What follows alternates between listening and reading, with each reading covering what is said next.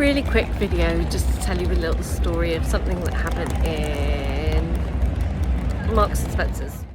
So the story relates to a shopping trip that I took at the weekend, and we all know there's been some dreadful confusion around changing rooms, which applies to all the chains. This particular example relates to M&S.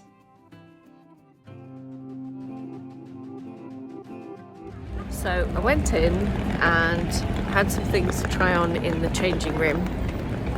So I went into the changing room and there was a bloke standing there in the changing room, and he was messing about on his phone. He didn't look like he was, you know, creeping, but he was just there, and therefore it wasn't a sex segregated space. I don't know where these blokes get off thinking that it's going to be okay to just wade into women's changing rooms and just hang out there. Obviously that's not okay.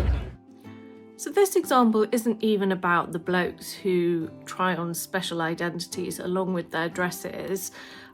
This is just about a bloke going to accompany a woman into a changing room while she uses the facilities there. So he's not even making a claim that he needs to be there because he needs to use the changing facilities. He was just hanging out. So I said to the lady, there's a bloke in the changing room, and she said, oh. I said, well, you go and tell him to get out of the changing room, please. And she said, oh, what? I'm not sure I can. I said, well, give it a try. Go and say, you know, I don't want to be... She said, he's just standing outside the cubicle where his partner's getting changed. I said, yeah, that's us maybe, but the rest of us want to be able to look at, you know, if you're shopping with your daughters and you want to look at each other's outfits and stuff, you're going to be in and out of the cubicles, and in the middle of the space, that's where, you know, women are telling each other whether or not things are looking good. So she agreed to ask him if he would be comfortable to wait outside the changing area, and in fact he said he was. So luckily enough for the lady supervising the changing areas, and perhaps for the bloke who had invaded them, I did not have to engage full turf powers. So we have these rights in law. They're written down in the Equality Act, where female sex segregated changing rooms are an allowed form of sex discrimination, where it's a proportionate and legitimate aim of protecting women's safety, privacy and dignity. We're allowed to exclude all men. Even men with the protected characteristic of gender reassignment may lawfully be excluded from spaces where that's a proportionate means to a legitimate aim. So it's really important that we do ask supervisors, managers, individual staff members, right up to writing to the chief executive, as Baroness Nicholson is so great at. We must enforce our rights in law. If it's safe to do so, I think it's always a good idea for us to ask women who are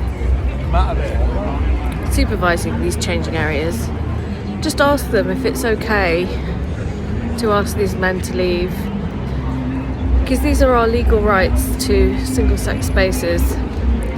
And unfortunately we're in a position where we seem to have to defend these rights quite vigorously. But the good news is that in most cases, I suspect that once challenged, these blokes feel so shamed by their dreadful behaviour that they back off.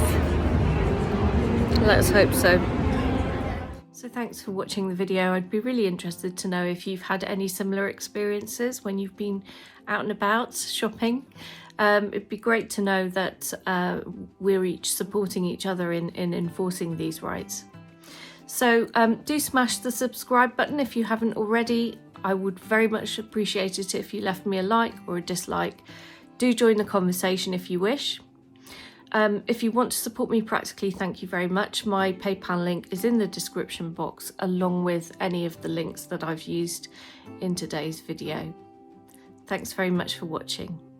Take care. I'll see you soon.